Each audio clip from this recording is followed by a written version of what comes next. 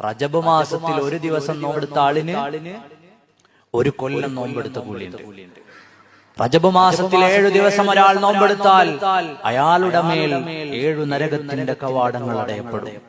8 ദിവസം ഒരാൾ നോമ്പെടുത്താൽ അയാളുടെ മേൽ സ്വർഗത്തിന്റെ 8 കവാടങ്ങൾ തുറക്കപ്പെടും.